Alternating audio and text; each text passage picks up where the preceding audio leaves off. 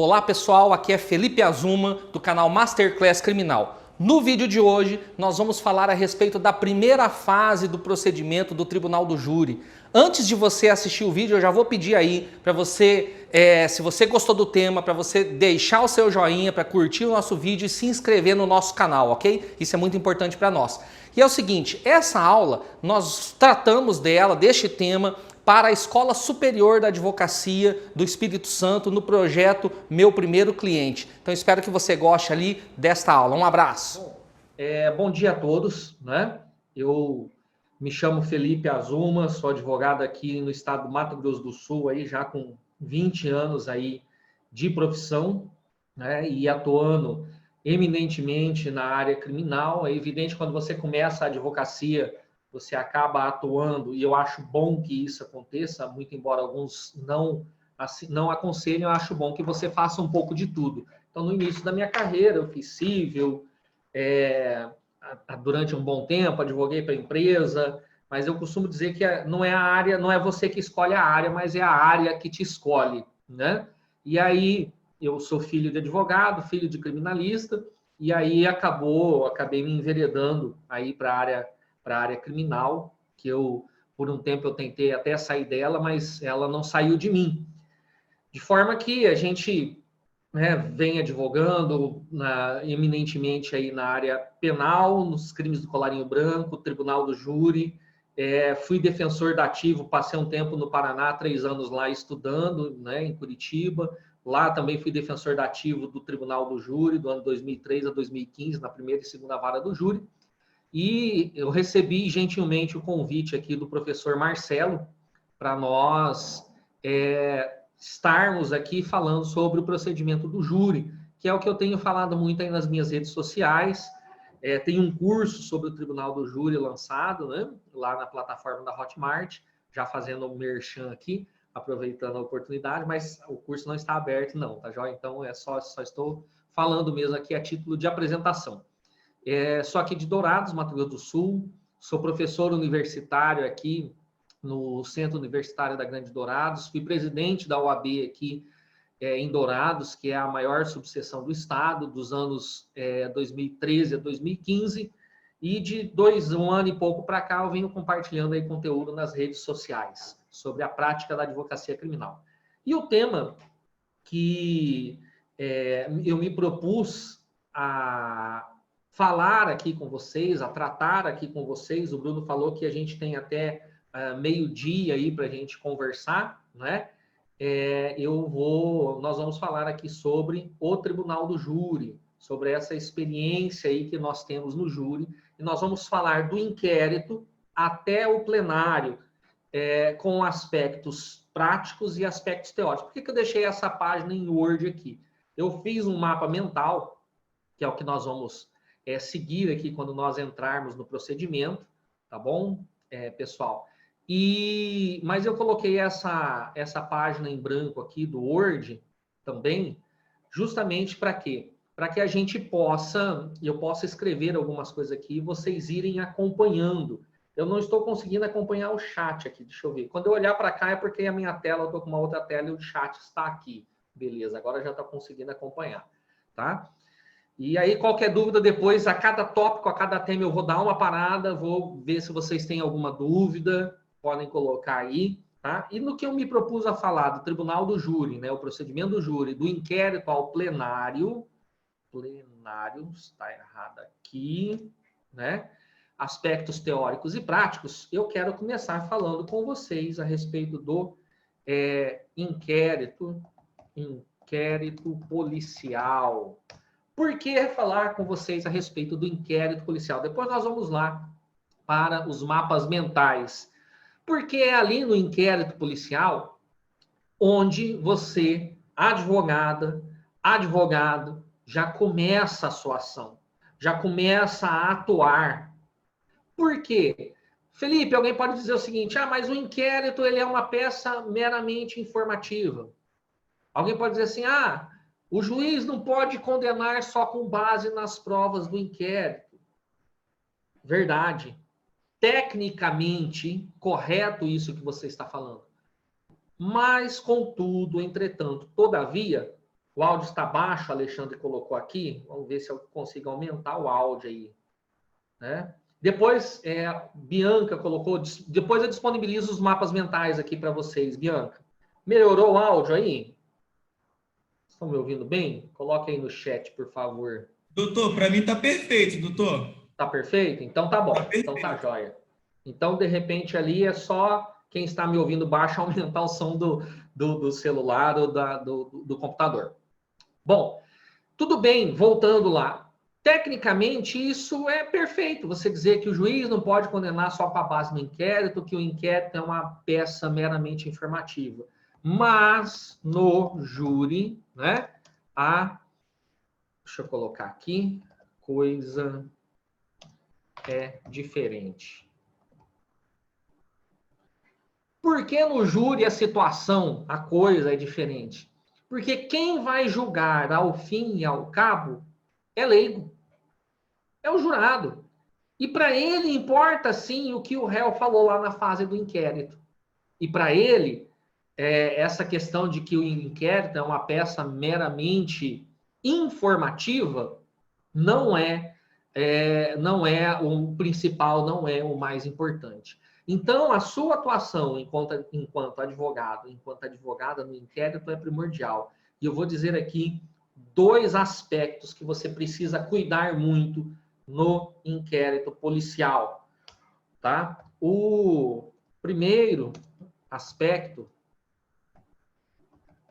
tá, é com relação ao interrogatório do acusado. Esses dias atrás eu fiz um workshop, né, aí pelas redes sociais, e o workshop chamava 3 pilares para um júri de sucesso. E o primeiro pilar que eu trouxe ali para um júri de sucesso chamava-se o preparo e o estudo da causa, tá? Roberto, não está aparecendo aí para mim o que eu estou escrevendo no chat? Eu não estou escrevendo no chat, eu estou escrevendo aqui na tela que eu estou compartilhando. Tá? Apareceu aí, Luiz Roberto? Que o Bruno tinha confirmado. A tela não está sendo compartilhada. Não está sendo? Uai. Não, você tirou o compartilhamento, por isso que eles não estão vendo. Então, deixa eu colocar aqui. Eu estou achando que eu estou compartilhando. Onde que eu venho aqui, Bruno? Aonde que você foi aquela hora? Compartilhar a tela embaixo. Tá aqui, share. Agora foi. Agora foi. Agora então, tá foi. bom. Isso aí. Beleza, então tá jóia. Então, o primeiro aspecto é com relação ao interrogatório do acusado, ok? Obrigado aí por me avisarem, tá, pessoal? Obrigado. Vamos lá. Porque senão, de repente, você acha que tá falando e não tá aparecendo aqui. O primeiro aspecto é com relação ao quê? Tá? Ao interrogatório do acusado. Por quê? Ali, no caso, o investigado. Pelo seguinte, o que o réu falar naquele momento ali, possivelmente, eu vou escrever algo forte aqui, né? Vai escravizá-lo durante todo o processo. Ok? O que o réu falar naquele momento... Opa, fechou aqui. Vai escravizá-lo durante todo o processo. Seja verdade ou seja mentira, seja certo ou seja errado. Então, aqui nesse momento do interrogatório do acusado, falando já desse aspecto prático, tá? Desse primeiro momento ali do procedimento do júri, você tem que ter o máximo de cautela possível. Na dúvida, não fale. Na dúvida, peça para o seu cliente, oriente o seu cliente a exercer o direito de silêncio, o direito de não produzir prova contra si. Porque, veja só, se o réu foi preso em flagrante, ele foi preso logo após o cometimento do crime, ali com adrenalina mil, enfim, ele acabou de matar alguém, ou está acusado de ter acabado de matar alguém, matar a outra. Ninguém que não seja um profissional não vai estar tranquilo numa situação dessa. Então, ele está ali com os sentimentos, com a mente perturbada, com a mente ali embaralhando os fatos. E pode ser que o que ele fale ali nesse momento venha, de certa forma, né, venha, de certa forma, a amarrá-lo, ou venha, de certa forma, a demonstrar que o que ele está falando não é verdade. Eu não vou nem dizer que é mentira. E eu vou dar um exemplo que aconteceu num processo que eu atuei uma vez, tá? Em certa feita, eu atuei num processo, entrei para a fase já do plenário do júri, e o réu disse para nós, né, que ele tinha desferido um único tiro, efetuado um único disparo. E aí nós fomos olhar o interrogatório dele na polícia, na fase policial. Lá na fase policial ele disse que tinha efetuado 2 disparos. Aí nós chegamos, vou falar o nome do réu aqui, processo já julgado, transitado em julgado, etc e tal, enfim. E é daqui do estado, ninguém vai conhecer. Foi seu Valdemar, por que lá no inquérito o senhor falou que o senhor deu 2 tiros e aqui para nós o senhor está falando antes do júri que deu um tiro só? Falei, não, porque o meu advogado disse que era para eu dizer isso, era para eu afirmar isso. Aí eu fui conversar com o colega, eu tinha intimidade, amizade com o colega, e aí ele me explicou. Ele falou, não, Felipe, é porque quando nós chegamos lá na delegacia para apresentá-lo, o delegado falou que se viesse com mentira, alguma coisa, ia pedir a prisão preventiva.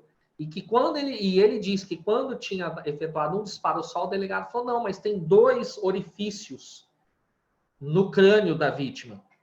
Ó, muda aí, senão eu vou pedir a prisão. E aí eles cederam a essa pressão do delegado e o réu acabou, no caso, na época, o investigado, indiciado, acabou dizendo que tinha efetuado 2 disparos. Quando chega a perícia, posteriormente, né, quando chega a perícia, o laudo de exame necroscópico, o que o laudo de exame necroscópico afirma com relação aos 2 orifícios que haviam no crânio da vítima? Um orifício de entrada, 2, o segundo orifício era de saída. O que tinha acontecido? A bala tinha entrado, ricocheteado e saído por cima. Não eram 2 orifícios de entrada. Ou seja, o réu estava falando a verdade, que ele tinha dado um tiro só. Mas ele acabou tendo que manter essa mentira até o final do processo. Por quê? Justamente por conta, né, do que ele havia falado lá na fase do inquérito. Então ele acabou o quê? Ficando escravo, né, durante todo o processo daquilo que ele disse. Então, vai aqui a minha primeira orientação. Só fale, tá, quando você tiver acesso a todos os elementos dos autos do IP. Primeira orientação. Se você não tiver conhecimento de todo o elemento, de todos os elementos que tem no inquérito, tá, os elementos de prova, é melhor não falar. É melhor não falar. Ou, né, também, só fale, no caso réu aqui, né, o indiciado, só fale, vírgula, quando você tiver tempo de conversa, né, suficiente com o acusado. Porque às vezes chega naquele tumulto ali de delegacia e o delegado fala, o senhor pode conversar com o seu cliente, dali 10 minutos. Opa, isso não é tempo. Isso não é o suficiente.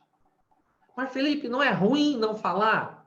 Pior é falar e depois você ser desmentido, a sua versão, a versão do seu cliente, ser desmentida lá por uma prova pericial. Ser desmentida lá por uma prova testemunhal que venha dizer totalmente o contrário do que o acusado falou. Então, calma, não se afobe. No procedimento do júri, o réu vai ser interrogado lá perante o juiz. Na primeira fase, já nós vamos falar sobre ela. Depois, o réu vai ser interrogado lá em plenário. Ele vai ter mais 2 oportunidades para falar. E nessas 2 oportunidades, todas as provas já vão ter sido produzidas, as provas de inquérito. Ou seja, as provas periciais já vão ter vindo aos autos. Então, você tem uma oportunidade de o cliente com o ânimo mais calmo, de o cliente, depois de ter pensado, relembrado todos os detalhes do fato, tem a oportunidade do quê? De você analisar a prova e aí sim ele produzir, ele ter o interrogatório muito mais efetivo para a sua defesa. Ok? Então, tá? Com relação ao interrogatório do acusado, eu queria deixar essa orientação aqui para vocês. Mas não basta, às vezes, só o interrogatório do acusado. Nós estamos falando ali do aspecto prático da atuação do advogado no plenário do júri, nos casos de competência do tribunal do júri e da atuação no inquérito. É importante também, né, muitas vezes, que você faça aquilo que agora, modernamente, estão chamando de investigação defensiva. Investigação defensiva. O que é essa investigação defensiva, Felipe, que tem tanta gente falando aí ultimamente? Tem até um livro muito interessante do Gabriel Bulhones sobre isso. E tem um provimento da OAB tratando sobre isso. Ora, a investigação defensiva, em curtas linhas, nada mais, nada menos é do que o advogado atuar ativamente na busca da prova durante a fase do inquérito, também durante a fase do processo. Né? Os grandes advogados sempre fizeram isso, sempre foram atrás da prova. Ora, a título de exemplo, tá?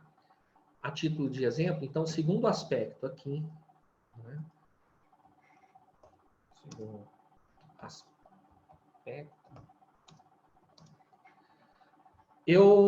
A título de exemplo, uma vez conversando durante o interrogatório do cliente, na fase de inquérito, ok? O cliente falou que havia sido ameaçado, na verdade, a filha dele havia sido ameaçada pela vítima, e que nessas ocasiões dessas ameaças, ele tinha procurado a polícia militar por 3 ocasiões. Só que ele não tinha anotado o nome da polícia, não tinha quase nada. Tinha anotado o nome de um policial só. Em uma dessas ocasiões onde a filha dele foi ameaçada e ele foi em busca de socorro, de proteção policial. E ele citou isso no interrogatório dele. Agora pergunto, será que a Polícia Civil ia encetar esforços, diligências atrás do depoimento desses policiais militares para saber se o que o réu falou, o investigado falou é verdade, é mentira? De jeito nenhum. Não vai. Não ia fazer isso. Ok? Então, né? Então, pessoal, deixa eu ver se eu consigo passar isso aqui para o lado aqui melhor. Isso. Acho que consigo ver melhor aqui. Então, o que eu fiz? Fui atrás, né? Dos policiais que estavam de plantão, né, que estavam na guarnição, na região de onde a filha dele estava, no dia da suposta ameaça, no caso ali se confirmou. Fui atrás da guarita, onde ele disse que foi uma certa feita, e encontrei lá os 3 policiais. Então, é preciso que durante a fase de inquérito haja, se necessário for, e na maioria das vezes necessário haja uma atuação de fato, né, uma atuação efetiva do advogado, uma atuação efetiva da defesa, na busca da produção da prova. Porque, infelizmente, na prática, muitas vezes, a produção da prova no inquérito pela autoridade policial, ela sempre no sentido de buscar provas da autoria e da culpabilidade. E muitas vezes esquecem as demais versões, as demais vertentes que podem existir nos autos, que podem existir a respeito daquele fato. Tudo bem até aqui? Deixa eu ver se eu consigo abrir o chat, tá? Vamos ver aqui se eu estou tentando aqui abrir meu vídeo para ver se eu consigo ver o chat aqui de vocês. Se tem alguma pergunta... Alguém tem alguma pergunta aqui? Vamos lá. Aliás, se alguém quiser, pode ligar o microfone, entendeu? Fazer seu questionamento. Tem perguntas? Doutor, é só pelo bate-papo, tá bom? É só pelo bate-papo, então tá bom. Eles não conseguem falar, não. Não conseguem falar, então tá bom. Consegui abrir o chat aqui. Orifícios de entrada e de saída. Natália colocou aqui. Isso. Alguma pergunta aqui, pessoal? Eu vou fazer assim, a cada tempo eu vou dar uma pausazinha para ver se tem perguntas aqui. Se não tiver, eu vou tocando barco a respeito da atuação do advogado na fase de inquérito. Vamos lá? Sem questionamentos? Então tá bom. Agora eu vou passar aqui para vocês o mapa mental. Tá aparecendo aí, Bruno, o procedimento do júri? Tá aparecendo sim, doutor. Tá aparecendo? Então, beleza. Bom, agora vamos seguir aqui com o meu mapa mental, tá certo? A respeito do procedimento do júri, nós temos ali os princípios, né? Que todos nós já sabemos quais são os princípios, está lá no artigo 5º, inciso 38 da Constituição Federal. O primeiro princípio é a plenitude de defesa. Segundo princípio é o sigilo das votações. Terceiro princípio é a soberania dos vereditos. E o quarto princípio, tá, que rege o tribunal do júri, é a competência mínima para julgar os crimes dolosos contra a vida. E essa competência está estabelecida lá no artigo 78 da Constituição Federal, ok? E preste atenção aqui com relação à competência. Quando diz, o artigo 38 diz que a competência é para julgar os crimes dolosos contra a vida, artigos 5º, inciso 38, e o 78 do CPP vem lá dizendo que é crime doloso contra a vida, a Constituição Federal, ela traz uma reserva mínima da competência do júri. O júri pode julgar outros crimes que não são dolosos contra a vida. Bom, primeiro, muito simples, o júri julga os crimes dolosos contra a vida e os conexos aos crimes dolosos contra a vida. Então, se para a prática de um homicídio utilizou-se, né, da prática do crime de porte ilegal de arma, o júri vai julgar o homicídio e o júri vai julgar o porte ilegal de arma de fogo. Ok? Mas não é só. O legislador pode, e tem projeto de lei tramitando na Câmara sobre isso, acho que dificilmente vai passar, eu gostaria que passasse, mas tem projeto de lei na Câmara, por exemplo, que coloca para julgamento, como de competência do julgamento pelo Tribunal do Júri, os crimes de corrupção, por exemplo. Ah, isso fere a Constituição? Não, isso não fere a Constituição. Porque, como eu coloquei aqui, a competência estabelecida na Constituição, ela é mínima. Ela é mínima. Ou seja, o que o legislador não pode fazer? Ele não pode subtrair da competência do júri, do julgamento pelo júri, os crimes dolosos contra a vida. Agora, nada obsta, nada impede que o legislador, ok? Que o legislador acrescente outros crimes como sendo de competência de julgamento pelo júri. Soberania dos vereditos. E aqui tem algo interessantíssimo a respeito da soberania dos vereditos e que o professor Fernando Tourinho da Costa Filho trata disso na obra dele. Se eu não me engano, o Auri Lopes Júnior tece alguma consideração sobre isso.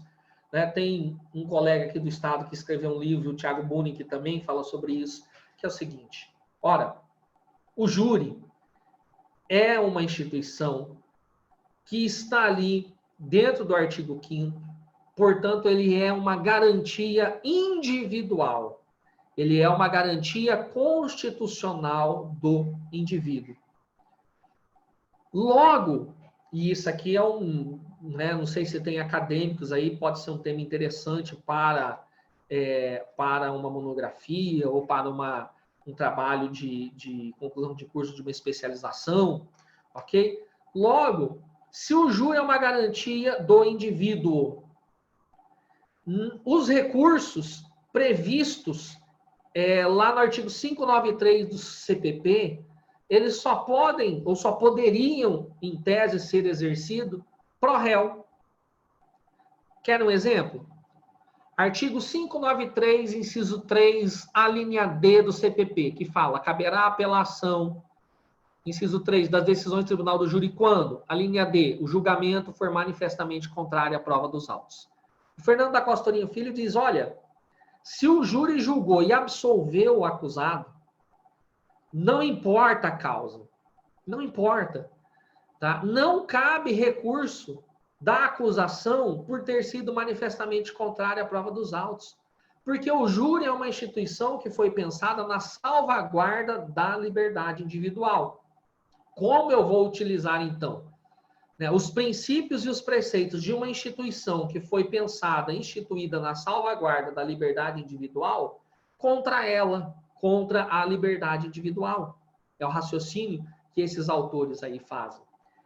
Bom, outro princípio que é resguardado ali na Constituição Federal é o sigilo das votações. Os jurados, acredito que todos os senhores saibam, mas para quem não sabe, ok? Os jurados, eles votam secretamente, com uma cédula sim, com uma cédula não, respondendo aos quesitos. O que são os quesitos? O questionário que é feito perguntando se o jurado absolve ou condena o réu, se o réu foi ou não o autor daquela ação. A resposta do júri, a condenação ou absolvição, ela é por meio de uma votação secreta com uma cédula sim e outra não. Quero que você preste atenção em algo aqui. O projeto do Código de Processo Penal está mudando um pouco isso, para que a nossa votação fique um pouco parecida como é a votação norte-americana. Vocês já viram nos filmes de júri nos Estados Unidos o que acontece? Os jurados deliberam pela condenação ou pela absolvição. Tem um belo filme que mostra isso muito bem, sugiro aqui que vocês assistam, porque esse filme é uma aula sobre a argumentação, chamado 12 Homens e uma Sentença, ok? O filme, todo o filme se passa ali em um único cenário, ali dentro da sala de votação, onde os jurados estão deliberando sobre esse filme, ok? Bom, o que o novo CPP, o projeto do NCPP, né, do Código de Processo Penal, prevê? Ele não tem como quebrar, evidentemente, porque está na Constituição, a questão do sigilo. O voto é secreto. Mas o novo CPP está prevendo que os jurados, ok? O novo CPP está prevendo que os jurados, eles debatam a causa numa sala secreta antes de votar, por até 1 hora. Eles têm 1 hora para debater e deliberar sobre a causa antes da votação. Aí vem para a votação é secreta, tá? Então preste atenção aí a esse respeito que está vindo aí no novo Código de Processo Penal, que já tem relatório pronto na Câmara dos Deputados, ok? E a plenitude de defesa, meus caros? O que é a plenitude de defesa? Alguns falam que plenitude de defesa é redundante, porque a defesa já é ampla, e eu vou discordar aqui. Porque a plenitude de defesa que está prevista ali para dentro do procedimento do júri, significa que a defesa ela tem um grau a mais, tem um plus aí. É maior do que a amplitude de defesa. Dentro do plenário do júri, vige o princípio da plenitude de defesa.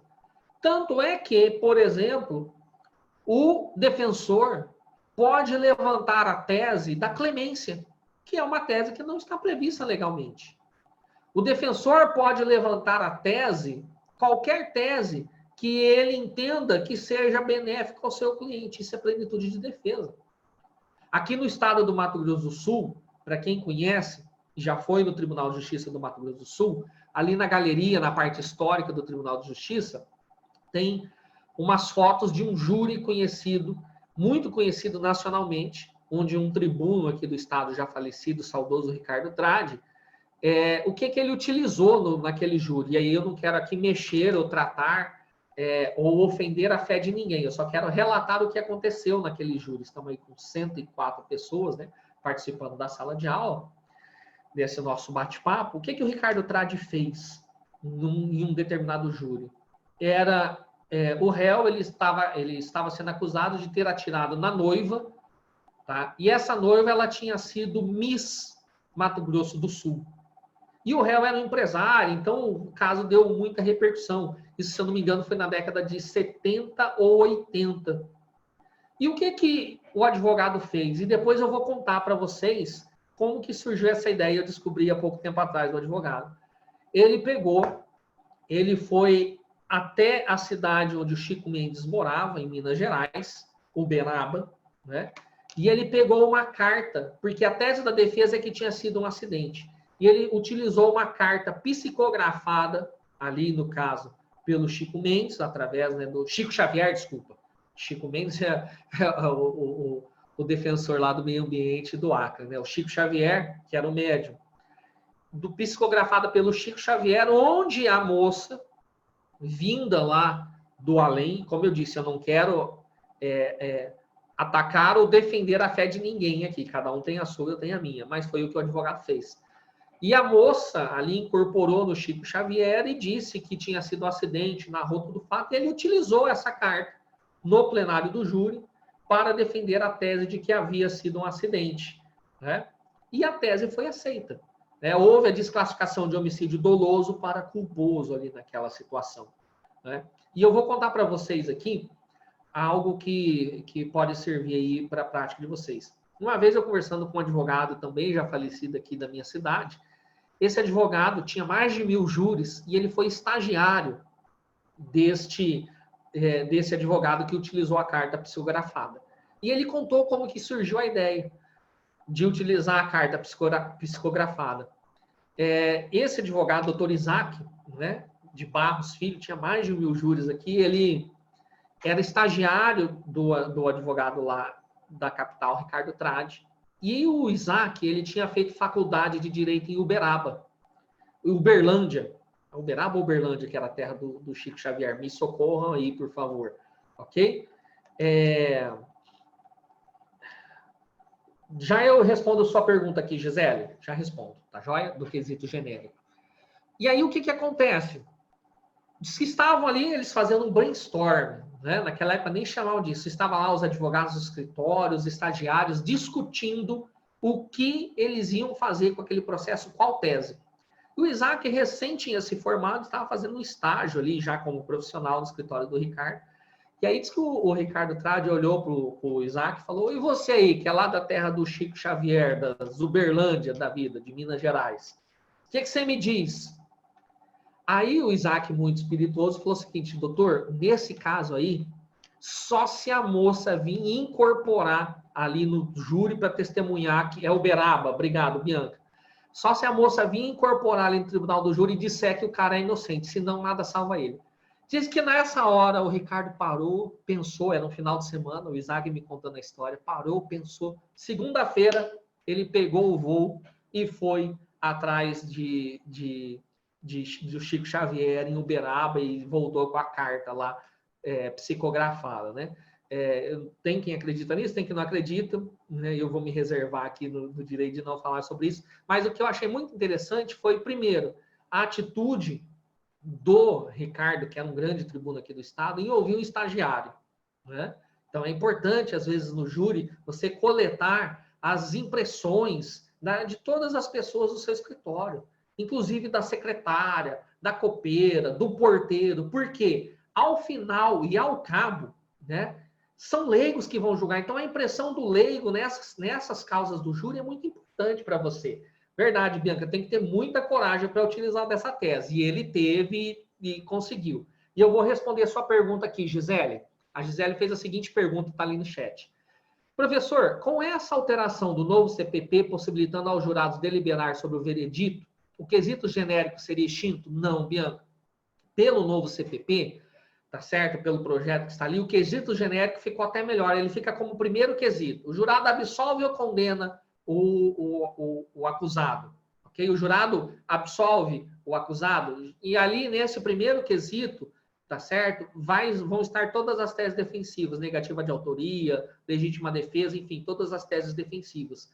Então, aqui, Gisele, os jurados, como que seria? Os jurados deliberariam, tá? Depois, na hora da votação, seria feita a leitura do quesito e passadas as cédulas para que eles votassem.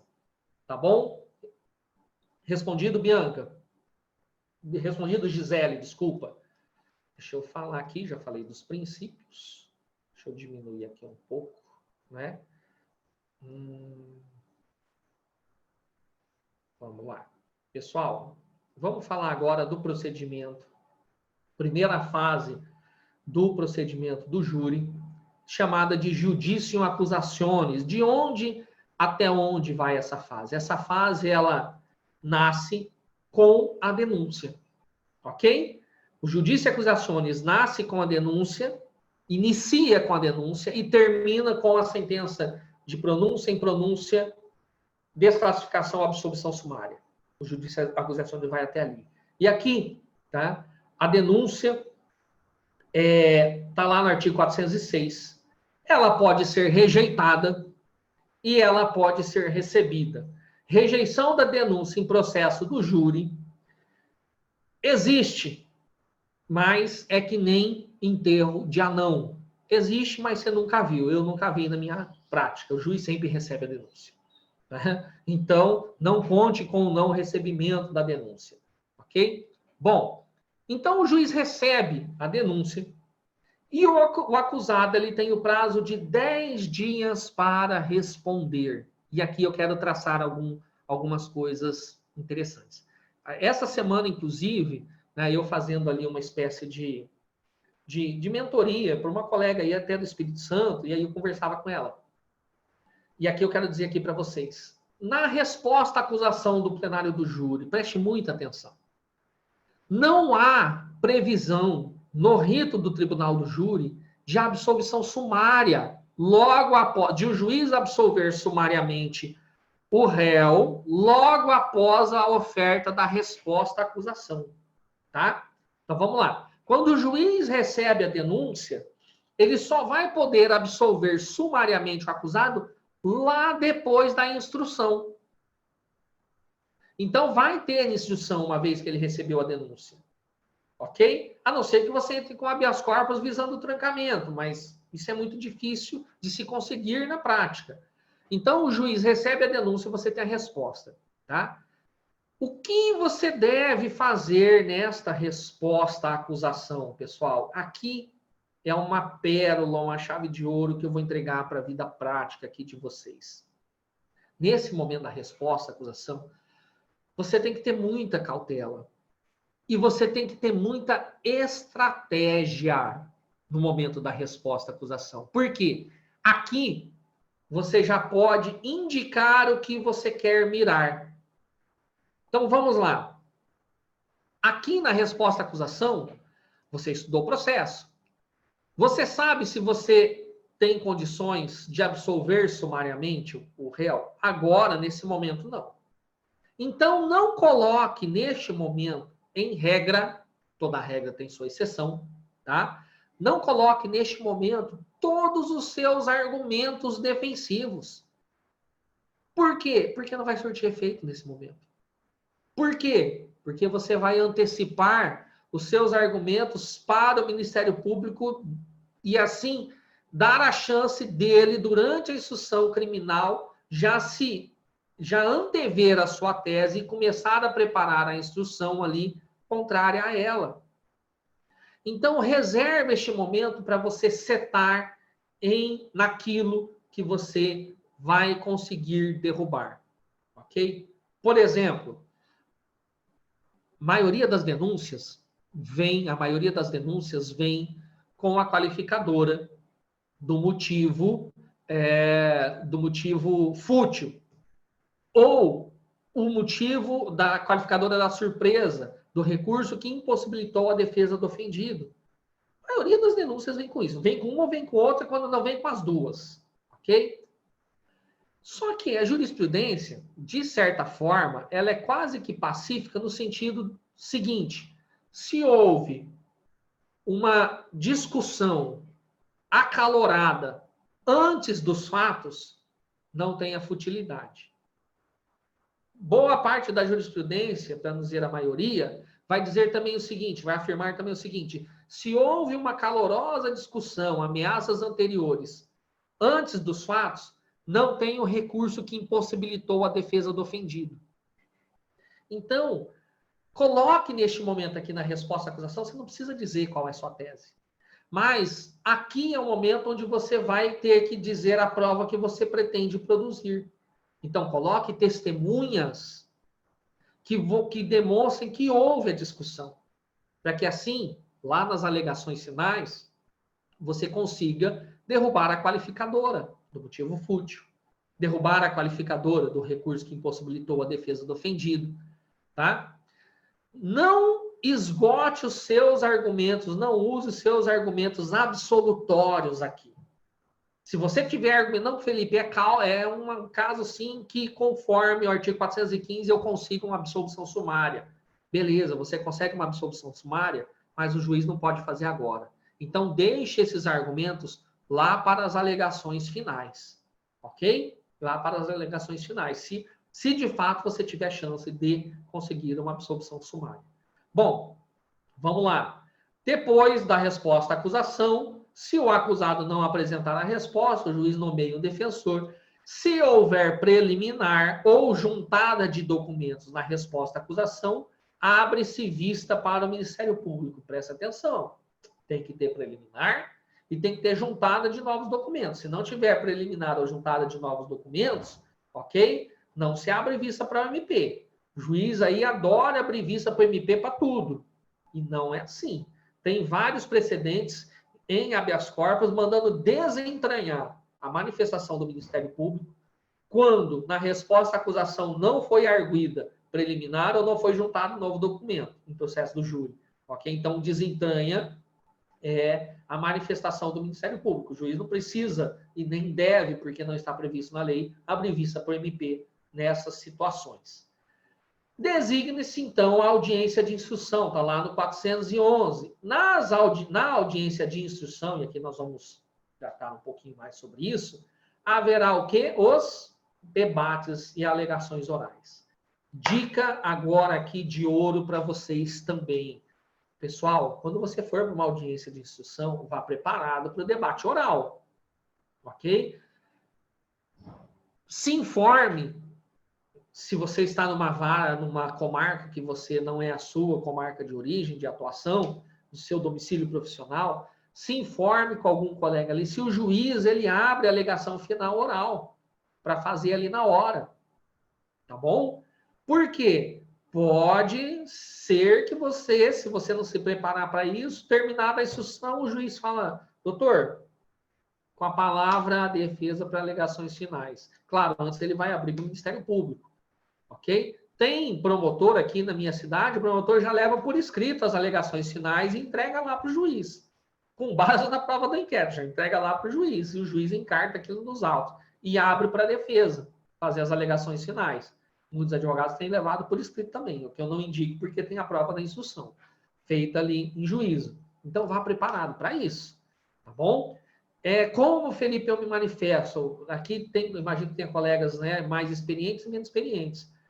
Se a audiência estiver gravada, sendo gravada, é aquilo ali que vai estar valendo, ok? A sua manifestação oral. Então, você vai, meritíssimo juiz de direito, diante das provas produzidas na instrução produzida aqui ante Vossa Excelência, sob o crivo do contraditório da ampla defesa, ficou demonstrado pela testemunha tal que, houve uma briga. Ficou demonstrado pela testemunha tal que existiram ameaças e discussões acaloradas anteriores. E aí você vai produzindo ali a prova, vai relatando a prova que foi produzida na instrução.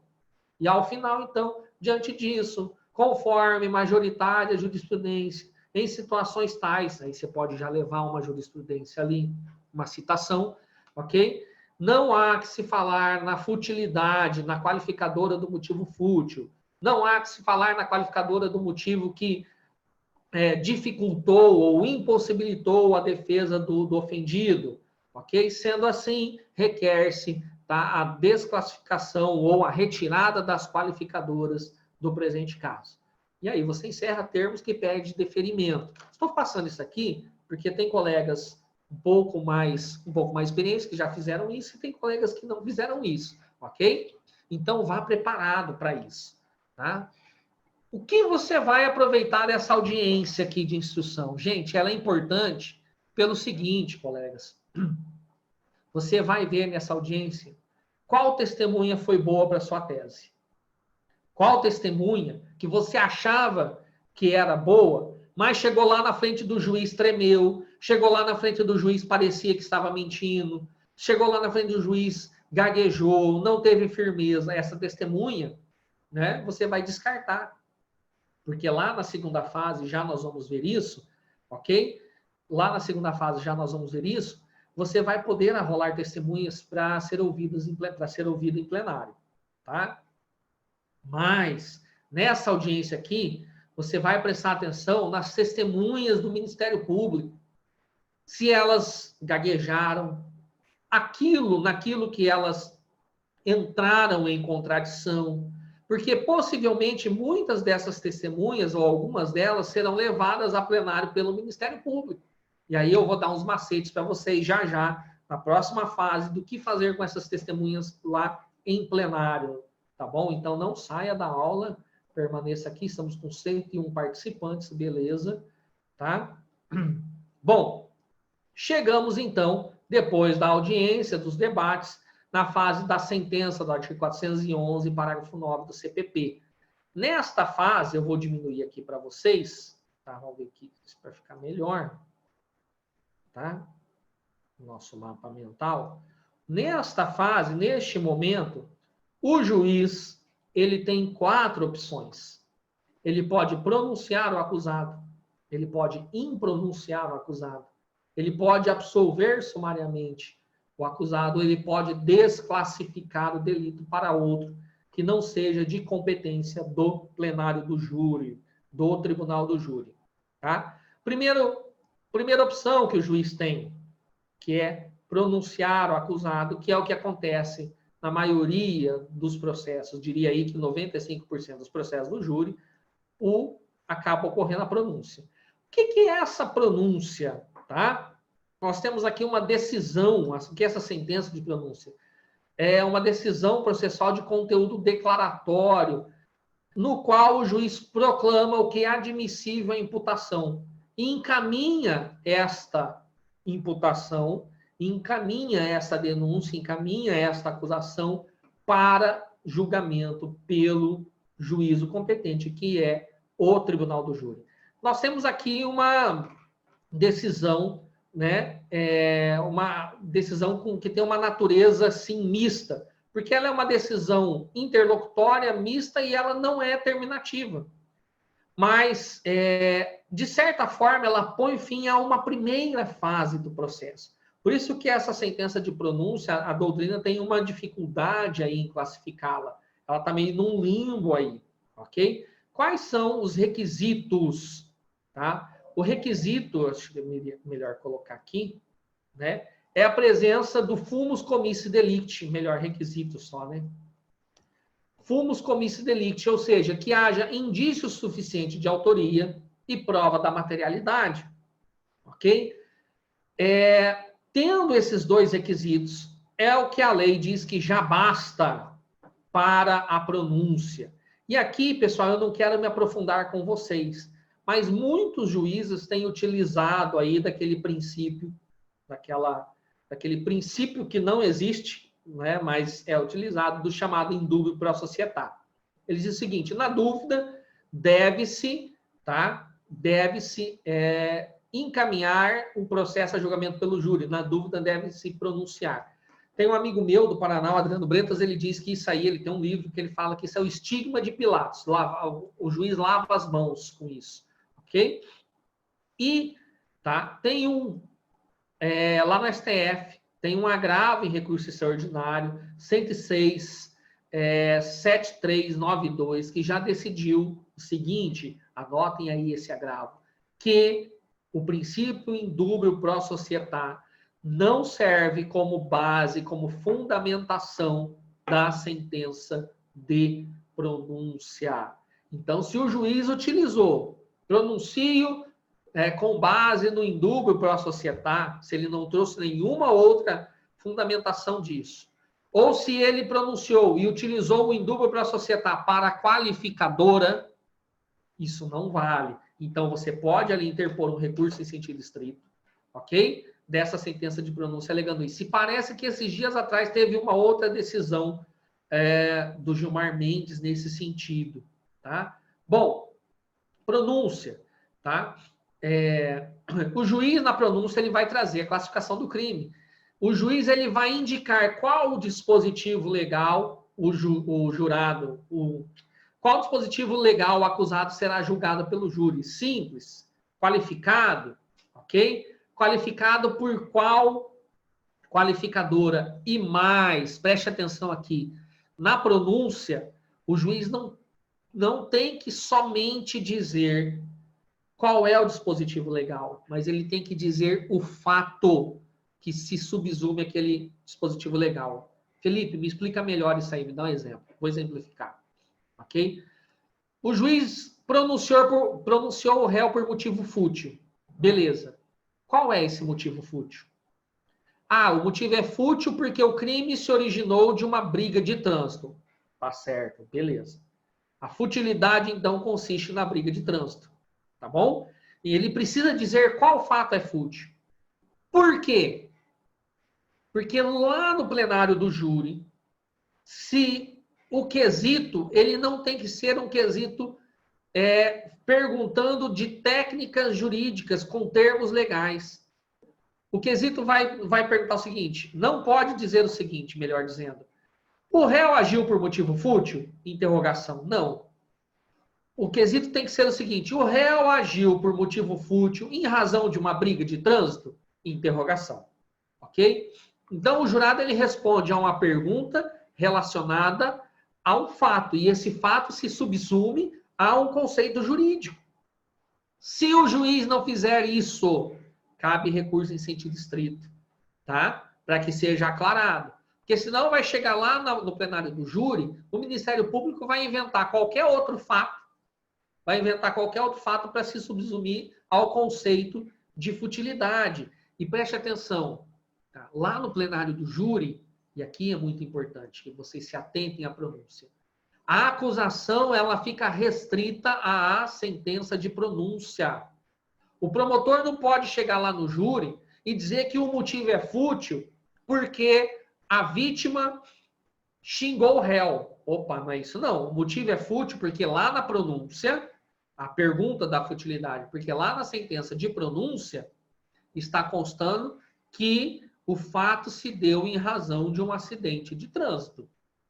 O promotor não pode inventar um outro fato para dizer que é fútil. Então, você tem que estar ligado. Na sentença de pronúncia, a pronúncia ela fixa os limites da acusação no plenário do júri. Se o promotor sair, transbordar, desbordar dos limites da pronúncia, o que você tem que fazer? Lá na hora no plenário, excelência, pela ordem. Eu gostaria que constasse em ata que o Ministério Público está utilizando do seguinte argumento, do seguinte fato, para dizer que o homicídio é fútil, sendo que isso não está na sentença de pronúncia. Então, isso fere o princípio do que, pessoal? Quem coloca aí no chat? Qual princípio é ferido quando isso acontece? Vamos lá, estou esperando aí no chat. Né? Já eu repito, Lara, o número do agravo aqui para vocês. Isso fere o princípio da correlação, ok? No júri, a correlação ela funciona em dois momentos. Tá? A pronúncia ela tem que ter correlação com a denúncia, aceitando ou não aceitando. E a acusação em plenário tem que ter correlação com a pronúncia. Em plenário, a acusação fica adstrita à sentença de pronúncia. O Ministério Público não pode, tá? O Ministério Público não pode inovar em plenário, ok? Bom, o agravo aí para vocês anotarem, tá? Eu vou colocar aqui no chat para vocês, tá? Agravo em resp, tá bom? Respondendo aí para vocês anotarem. Bom, é importante também vocês prestarem atenção que a pronúncia ela interrompe o prazo prescricional, tá? Da sentença de pronúncia cabe recurso em sentido estrito. E já partindo aqui para o final dessa nossa primeira parte, tá? A impronúncia, bom, a outra opção que o juiz tem é impronunciar o acusado. Quando ele vai impronunciar o acusado? Tá? Quando não existir elementos suficientes de autoria ou da materialidade, o juiz, então, impronuncia o acusado. A impronúncia é um limbo. O juiz não pode pronunciar porque não tem a presença do fumus commissi delicti. Mas ele não pode absolver sumariamente porque ele não tem prova contundente da absolvição. mas ele também não tem prova suficiente para pronunciar. Então, ele vai fazer o quê? Ele vai impronunciar. Qual que é o fundamento? É a ausência do fumus comicio delito, está lá no 414. Não se convencendo da materialidade do fato, ou da existência de indício suficiente de autoria ou de participação, o juiz fundamentadamente impronunciará o acusado. O juiz fundamentadamente impronunciará o acusado. Então, aqui nós temos uma decisão interlocutória mista terminativa. Tá? Ela põe fim, aqui ela põe fim a um processo. Ok? E essa decisão de pronúncia, tá? Ela faz uma coisa julgada formal, tá? Só que esse processo ele poderá ser reaberto se surgirem provas da autoria ou da materialidade. E dessa sentença de impronúncia, o recurso cabível, está lá no artigo 416, é apelação. Quando for digitar no chat, tem que digitar para todos. Deixa eu ver aqui. Não apareceu para todos? Vamos ver aqui.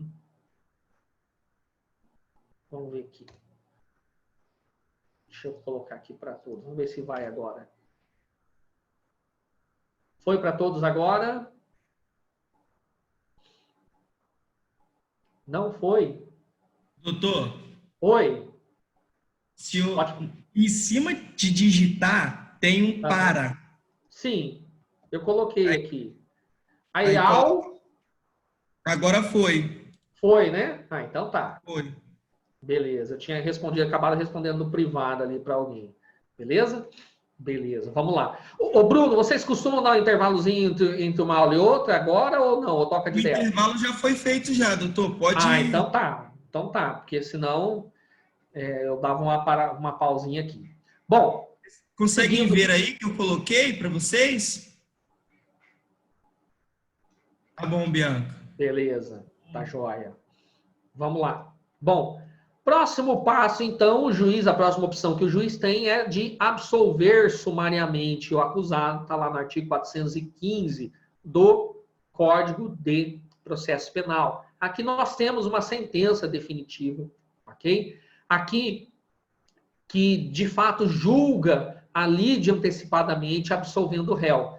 E aqui, só que, em razão da natureza do procedimento do júri, em razão da competência constitucional do Tribunal do Júri para julgar os crimes dolosos contra a vida, a absolução sumária ela tem um caráter excepcional, justamente para não afrontar o princípio da soberania dos veredictos, lá no artigo 415.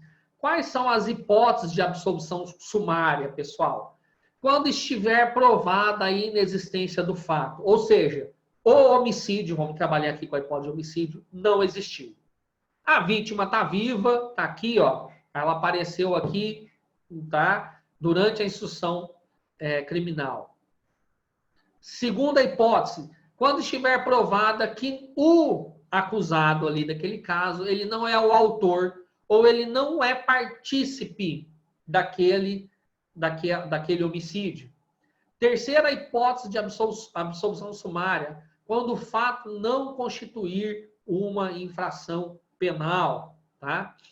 E a quarta hipótese é demonstrada a causa de isenção de pena, culpabilidade, no caso de isenção de pena, que causa de isenção de culpabilidade, ou a exclusão do crime, a causa de exclusão da ilicitude, está lá no artigo 23 do Código Penal, causa de isenção de pena, de culpabilidade, pode ser ali uma inexigibilidade de conduta diversa, uma coação moral, uma coação irresistível, tudo bem? E da absolvição sumária, o recurso cabível está lá no artigo 416, é o recurso de apelação. Por fim, pessoal, nesta fase aqui, o juiz também pode desclassificar. O que vem a ser a desclassificação? É quando o juiz se convence que aquele fato não é um crime doloso contra a vida. Na verdade, não se tratou de uma tentativa de homicídio. Não havia ânimos necandi, não havia vontade de matar na ação do réu. Mas o que havia, tá? Havia o quê? Ânimos, vontade de causar uma lesão corporal. Então, não houve uma tentativa de homicídio, houve, sim, uma lesão corporal consumada. Ou houve, então, uma lesão corporal seguida de morte, artigo 129, parágrafo 4º, se não me engano, do Código Penal. Dessa decisão de desclassificação, caberá o rese, né, o recurso em sentido estrito, se houver a decisão que desclassifica o crime.